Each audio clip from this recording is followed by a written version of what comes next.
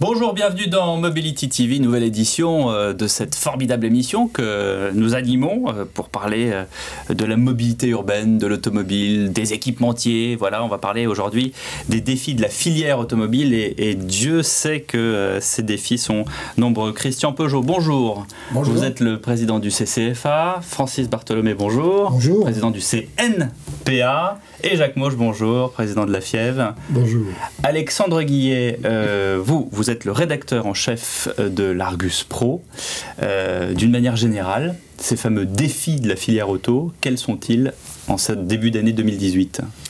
Alors, bonjour à tous, et c'est vrai que comme on a trois éminents représentants de la filière automobile française autour de cette table, on peut évoquer justement une filière automobile qui vit trois mutations excessivement profondes et de surcroît simultanées, ce qui est rarement le cas dans l'histoire d'une industrie. Il y a eu le cheval et l'automobile, mais bon, ça voilà. Nous ramène il y a quelques années. Mais là, on électrifie les véhicules, d'une part. D'autre part, le véhicule devient connecté et par extension, de plus en plus autonome, jusqu'au niveau 4 et 5, sur lesquels on reviendra, j'imagine. Et enfin, les mobilités évoluent et sous l'effet du digital deviennent de plus en plus servicielles et viennent bousculer nos usages. En même temps, c'est à la mode en ce moment, cette expression, cette vieille industrie qui fut pourtant très heurtée par la crise, connaît, contrairement à ce qu'on veut bien dire sous certaines latitudes, une croissance très significative. Alors imaginez 56 millions de véhicules produits dans le monde en 2000, 92 millions l'an passé, 2017, 100 millions dès 2020 ou 2021, ça varie selon les perspectives, et 120 millions à l'horizon 2030. En même temps, toujours, le mix énergétique, très macroniste, le mix énergétique est très largement bousculé, puisque si on prend les véhicules électrifiés, alors par électrifié on entend le 100% électrique, les différentes formes d'hybridation et la pile à combustible qui va aussi émerger plus ou moins rapidement. Ils vont passer de moins de 4% des ventes l'an dernier à l'échelle mondiale à plus de 50% en 2040. Là, les sources, c'est Investor Day, Plastic Omnium, il y a quelques semaines, donc c'est quand même relativement sérieux, c'est pas des prévisions, c'est pas des fanfaronnades. Et en même temps, on sait bien que l'usage, à nouveau, pour venir sur le troisième pilier, ne pourra plus être qualifié par un principe soit de linéarité, c'est-à-dire on fait toujours la même chose, soit de propriété, puisqu'on va arriver à commuter, comme on dit, on a emprunté le terme aux anglo-saxons, c'est pas toujours heureux. Alors moi j'ai envie de vous demander, et peut-être de commencer par vous, monsieur Peugeot, parce que dans l'histoire de l'industrie automobile, c'est quand même excessivement rare, une telle collusion de grands événements. Comment on appréhende ce formidable défi, mais qui n'est pas sans soulever aussi des questions, et notamment en termes de soutien économique pour assumer tous ces développements, qu'on soit un grand constructeur, ou d'ailleurs on le verra avec d'autres intervenants, des entreprises parfois plus petites. Écoutez, les constructeurs automobiles, et notamment les Français, sont devant des défis multiples. Pour les appréhender, il faut évidemment être très ouvert sur la compréhension de ce qui peut se passer. Il faut bien reconnaître que quand on parle entre nous, faire des scénarios précis des 10 ans qui viennent est difficile. C'est-à-dire qu'on a les ingrédients, mais on ne connaît pas très bien la proportion pour les 10 ans qui viennent de la réalisation de ces ingrédients. Le fameux point d'inflexion. Voilà. Et donc ça peut avoir des... Voilà. Dans 2 ans, c'est plus dur. Disons qu'on peut le dire comme ça, c'est-à-dire qu'en 2040, de toute façon, même si on se trompe, on a encore un peu de temps de corriger. Même si en 2038, on ne saura pas ce qui se passe en 2040. Voilà. Ouais. Mais les quelques années qui viennent sont des années où on voit ce qu'on veut faire, on voit dans quelle direction on va, mais la manière d'avancer dans cette direction-là est difficile à comprendre en termes de rapidité. Alors il y a des choses qui vont aller plus vite que ce qu'on prévoit, d'autres qui finalement vont être un peu moins rapides. Ce qui est sûr, c'est que vous avez tout à fait raison de souligner, cette triple révolution est impactante de manière extraordinaire pour l'automobile. Alors c'est à la fois passionnant, en même temps, c'est des challenges terribles, parce qu'il faut quand même, il y a des scénarios de rupture qui peuvent être catastrophiques. Mais bon, on pense qu'on va, en tout cas qu'on est bien parti pour aller dans cette direction, parce que actuellement le marché progresse, les constructeurs automobiles vont globalement bien, les fournisseurs aussi, donc on a au moins une base de départ qui permet d'envisager et d'investir. Est-ce que c'est une inquiétude, Francis Bartholomé, que vous partagez? Je ne sais pas si c'est d'ailleurs le vrai mot, inquiétude. En tout cas, c'est une sorte je ne veux pas dire qu'on ne soit pas rassuré, mais en même temps, on avance quand même dans l'inconnu, ou en tout cas dans la demi-inconnue. Je ne dirais pas inquiétude, mais tous les challenges qui sont devant nous, tous ceux qu'on parle ensemble, crée un espace de réflexion dans lequel effectivement il peut y avoir beaucoup d'incertitudes. Et là je parlerai un peu pour les métiers des services. Quelque part, si nos amis de l'industrie se posent aussi un certain nombre de questions, parce que c'est pas simple, imaginez ce que ça peut être pour nous. Ce que j'essaye de faire, ou d'essayer de comprendre, et je crois que là on a peut-être une chance de pouvoir plus le faire, c'est de se dire ne sombrons pas, ne soyons pas pessimistes. Tout ce qui est autour de nous est un véritable défi. Faisons en sorte que ce défi-là, on puisse le relever ensemble et puis se donner des véritables challenges pour essayer de réussir quelque chose. En définitive, le vrai sujet qui est le nôtre, c'est que l'ensemble de nos métiers, y compris du commerce jusqu'à la déconstruction, qu'est-ce que ces gens-là feront demain? C'est quoi? Est-ce qu'ils auront encore un métier? Est-ce qu'ils existeront encore? Au même titre que le disait Christian, demain, on se pose un certain nombre de questions. Moi, c'est pour ça que je pense que je milite fortement pour qu'on parle de filière, parce qu'il y a des sujets, à mon avis, alors on va y arriver, il y a des points sur lesquels réfléchir ensemble me paraît à peu près évident, sur les formations professionnelles, sur les formations supérieures, ça me paraît important. Réfléchir ensemble, prenons un exemple tout simple, la prime de la conversion, on devrait peut-être demain plus y réfléchir plus ensemble. Sur peut-être le développement de l'électrique, on est peut-être passé à côté de quelque chose qu'on a raté.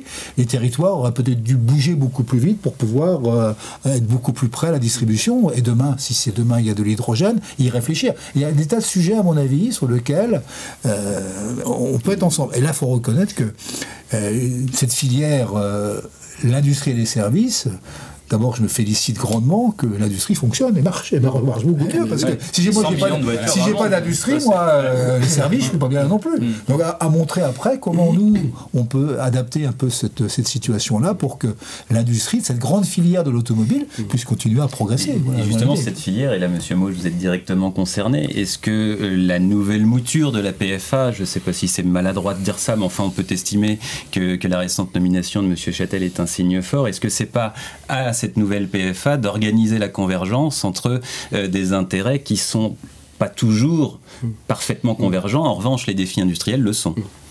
Alors déjà, nous on voit cette ébullition technologique comme plein d'opportunités.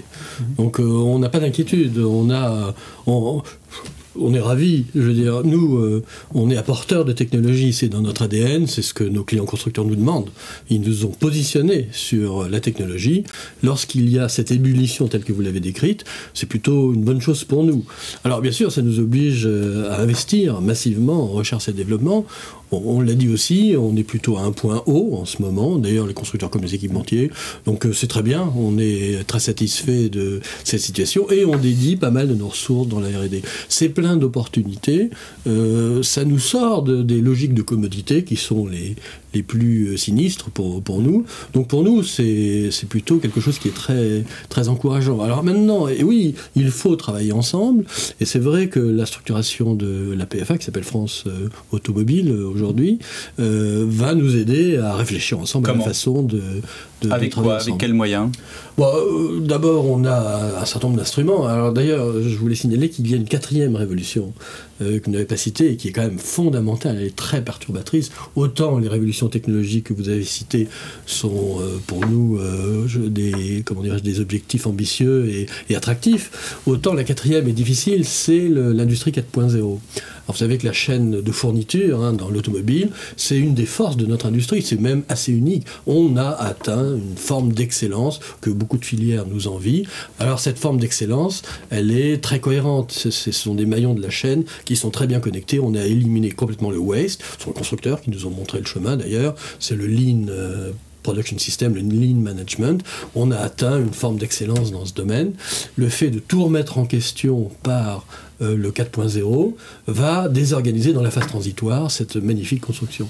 Donc ça, c'est un sujet au niveau de nos ateliers, mais également de nos personnels pour lesquels il va falloir accompagner l'évolution des métiers.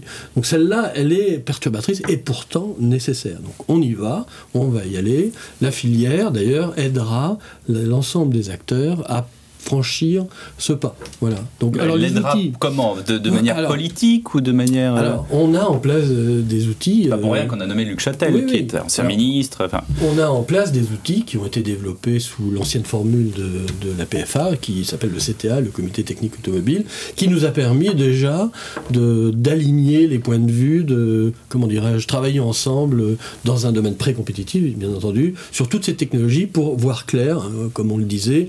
Ces évolutions il faut pouvoir les lire et anticiper le point d'atterrissage. Eh bien, ce CTA nous a permis de faire tout ça ensemble, et ce qui a permis de faire progresser l'ensemble de la filière. Alors, par la tête de filière, le CTA c'est principalement des acteurs de tête de filière, et nous, à la FIEF par exemple, eh bien, on peut déployer, diffuser ces informations dans le reste de la filière. Voilà un outil qui a très bien fonctionné et que l'on va maintenir évidemment au plus haut niveau opérationnel. Il y en a d'autres, on a, justement, je parlais du 4.0, on a un autre outil qui s'appelle le CIAF, le Comité Industriel Automobile du Futur, qui permet également d'accompagner l'ensemble des entreprises sur les transformations qui devront avoir lieu au niveau de l'industrie 4.0. Voilà, donc vous voyez, on a des outils. Je pense qu'il ne faut pas voir l'arrivée de Luc Châtel comme l'axe politique à proprement parler. Je pense que Luc Châtel a un très gros avantage, il l'a démontré dès le début d'ailleurs, dans sa facilité à nous aligner, à nous faire travailler ensemble dans un mode très cohérent. Donc comment dirais-je, les logiques des uns et des autres ne sont pas obligatoirement les mêmes, hein. Les intérêts des équipementiers ne sont pas toujours... Tant qu'ils ne sont pas antinomiques, tout va bien. Oui, c'est ça, voilà. Donc justement, lui a su très rapidement trouver l'alignement, enfin la logique d'alignement entre les différentes parties. C'est vrai, je pense que c'est très bien. Il y a peut-être un peu un mal français d'une certaine manière, c'est qu'il y a parfois une sensation de dilution, voire d'évaporation des efforts entre les pôles de compétitivité, les ARIA, tous les organismes avec des acronymes divers et variés qu'on a cités. Et finalement, il y a un moment où il faut quand même... donner un cap, s'y tenir, et que les navires avancent en flotte, quoi. J'avais pas l'impression qu'ils n'avançaient pas en flotte, mais Francis Barthelemy. Moi, je pense qu'on a passé des étapes extrêmement compliquées, on n'y revient jamais, mais cette fameuse création à l'origine issue de la crise financière qu'on a connue depuis 2009, avait pour but effectivement déjà d'être beaucoup plus, de faire d'efforts au niveau de l'industrie, à l'époque de travailler entre les industriels, entre vous, équipementiers notamment, et puis les constructeurs, pour essayer de sortir par le haut. Et sur mon avis, ça a été particulièrement bien fait. Après globalement, tout évolue. C'est-à-dire que je reste persuadé, moi, que la façon dont j'ai pu être approché par du temps de ministres Macron, à l'époque, quand il est ministre de l'Industrie, c'est qu'il y avait une nécessaire politique de filière pour redonner à son ensemble quelque chose qui avance et qui soit positif pour l'économie française. Et je pense qu'on ne peut pas, et j'insiste beaucoup là-dessus, on ne peut pas aujourd'hui avoir une grande politique industrielle si on n'a pas une politique de service, j'en suis convaincu.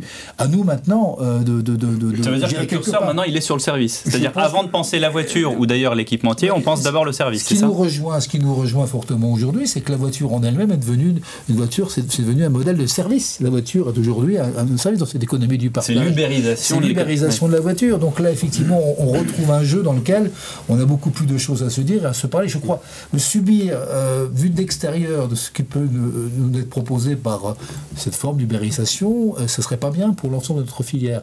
Je pense qu'aujourd'hui, et c'est peut-être le rôle que Luc Châtel se donnera, de nous mettre sur les points essentiels autour d'une table et de parler ensemble de l'avenir commun. Moi, je crois que c'est... Autant je suis béat d'admiration devant le 4.0, ça c'est très clair, autant je dis, je suis parfaitement... et heureusement pour nous d'avoir une industrie qui repart en pointe et des chiffres au niveau mondial excellents. Je crois qu'on a un rôle, nous, important à jouer sur cette filière. Regardez le nombre d'entreprises qu'on représente. Pour l'économie française, c'est fortement important. Donc voilà, moi je suis très optimiste par rapport à ça et je tends à vouloir dire qu'on joue une place qui est la nôtre, pas au-delà de ce qu'elle doit être, mais qui doit être pour permettre effectivement à notre économie va prendre confiance, puis ça va pas si mal que ça en ce moment, quoi. Profitons de surfer un peu dessus, quoi. Française et européenne, plutôt bien orientée, mais ça évite pas parfois certains petits problèmes, comme difficile de ne pas évoquer le diesel quand même, mais on a le sentiment, là, Monsieur Peugeot, que à la fois les pouvoirs publics et au niveau européen aussi, finalement pénalisent les constructeurs français et les constructeurs allemands majoritairement, puisque par contre pour les Asiatiques c'est super de ne pas investir dans des programmes spécifiques pour un petit marché dans le monde, si on met de l'Inde de côté qui devient un marché important aussi, hein. Mais est-ce que là il n'y a pas quelque chose qui aurait pu être une sortie en sifflet un peu plus que, parce que là il y a quand même des à-coups, quoi. Enfin, les Japonais ils ont eu un marché domestique qui leur interdisait le diesel pendant très longtemps, donc à un moment donné ils se sont dit on va pas le faire. C'est aussi une conjoncture, mais effectivement la question d'Alexandre Guillet est tout à fait pertinente. En même temps, Mazda a lancé un véhicule uniquement à diesel au Japon récemment. Depuis le changement de loi au Japon. Voilà, et arguant des niveaux atteints par les diesels modernes en termes d'émissions. Bon, ça, le marché japonais est un marché, bon. Enfin, donc c'est pas forcément irréversible. Bon. Écoutez, le diesel, le problème vient quand même à la fois de la nature du diesel, des émissions qui vont avec, qui étaient en cours de maîtrise, on va dire, et d'une affaire, scandale Volkswagen, c'est comme ça qu'on l'a appelé, qui a eu des conséquences médiatiques, politico-médiatiques en France assez fortes. C'est-à-dire que, alors que les constructeurs français n'étaient pas à l'origine du problème, c'était Volkswagen, on a eu l'impression, effectivement, qu'en France, on traitait du problème du diesel, presque en oubliant d'ailleurs, j'ai rien contre Volkswagen, c'est une très belle entreprise, mais enfin, en l'occurrence, le problème était venu d'eux. Bon.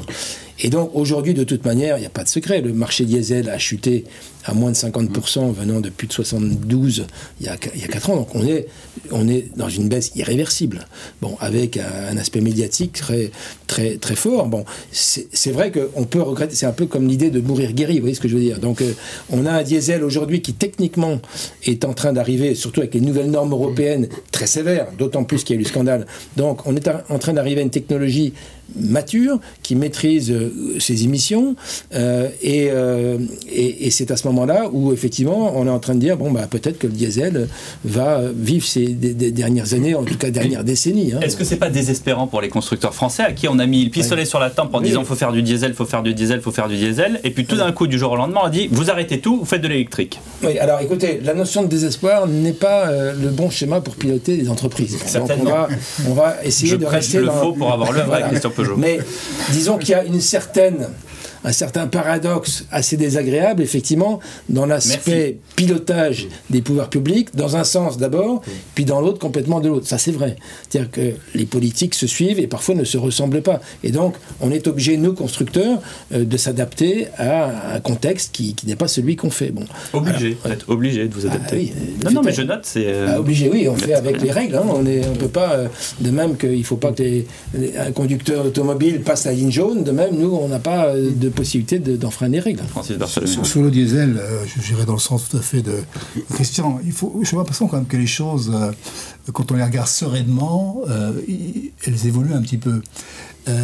Comment voulez-vous qu'on améliore la qualité d'un parc roulant demain si on se prive sur une partie d'un diesel Euro 6 très performant en termes d'émissions? Alors, par contre, on va le remplacer l'électrique. Comme on en a remplacé un petit peu, on n'aura pas fait le grand bout. L'hydrogène L'hydrogène va sûrement demain. Mais entre-temps, soyons sérieux, quoi. Une voiture aujourd'hui Euro 6 réglée telle qu'elle est là sur autoroute quand elle consomme 4,5 litres, moi je veux bien, mais je vois pas en quoi elle pollue. Il y a des choses raisonnables à savoir. En plus, si on veut regarder le problème du CO2, du réchauffement climatique, si on se passe totalement du diesel, vous allez voir que les chiffres vont être de nouveau mauvais, ils vont remonter. Donc il y a quand même quelque chose aussi là. Je rejoins, on a un Dieselgate qui nous est tombé dessus. Il y a un certain nombre d'élus politiques, notamment dans les grandes métropoles, qui franchement... ne regarde pas la réalité en face. Bon, on peut tout imaginer, mais c'est très intéressant ce que vous dites, Monsieur Bartholomé. Comment vous voyez-vous ces grandes villes mondiales qui ont un pouvoir considérable, j'allais presque dire autonome, ce qui juridiquement est inexact, mais enfin, néanmoins qui parviennent à court-circuiter des normes dans des grandes régions du monde. On peut citer Paris, hein, chez nous, puisque finalement c'est le meilleur exemple, et puis tout le monde s'y retrouve. Comment vous appréhendez cette nouvelle donne? Avant, c'était pas possible. Il fallait que ça passe par Bruxelles, fallait que ça passe ensuite par le gouvernement. Locales qui deviennent nationales. Même ce matin, on entendait dire ce matin même qu'on allait faire quelques sondages ou quelques votes pour décider ou demander aux citoyens ce qu'ils pensent, effectivement. Bon, il y a un moment donné, il va falloir qu'on soit raisonnable par rapport à tout ça. Je pense globalement que quand on voit le parc roulant tel qu'il est aujourd'hui, inévitablement, il ne peut pas rester ce parc roulant tel qu'il est dans les grandes métropoles, pour des raisons, y compris même de santé. Ça peut paraître évident. Maintenant, c'est pas d'un coup de baguette magique qu'on résout les problèmes. J'aurais préféré éventuellement, là, qu'il y ait des réflexions sur du plus long terme, et puis lancer des opérations vastes depuis quelques ans, pour des années. Et là, je retrouve encore l'idée qu'on puisse ensemble, à travers les industriels, les gens qui connaissent réellement les produits. Regardez l'éco-entretien. Laisser des voitures aujourd'hui tomber en panne comme elles tombent en panne parce qu'on n'a plus les moyens de les entretenir, parce que 20% des gens ne font plus le contrôle technique, parce qu'un certain nombre de choses, il y a des vrais sujets. Moi je pense que là, vous avez la connaissance des moteurs, vous avez la connaissance de comment on parle de gaz. Je pense que là on a des travaux à faire ensemble sur des propositions communes. Voilà ce que je pense. Un petit mot sur les collectivités locales. Elles vont jouer un rôle croissant parce qu'elles ont la charge de la santé et du bien-être de leurs administrés. Donc il ne faut pas s'en étonner. C'est normal que ces collectivités montent en première ligne en court-circuitant, en bypassant les systèmes, parce qu'elles en ont l'obligation. Moi je le comprends parfaitement. Le problème c'est que c'est une source de désorganisation, parce qu'elles ne sont pas organisées, elles ne comprennent pas les éléments. Et je crois que l'exemple de Paris est vraiment absolument à hurler. Enfin, c'est criant de marche à l'envers, même si je comprends l'intention, elle est louable, on ne peut que l'approuver, mais fermer des routes en augmentant la pollution, enfin, c'est vraiment le contraire de ce qu'il faut faire.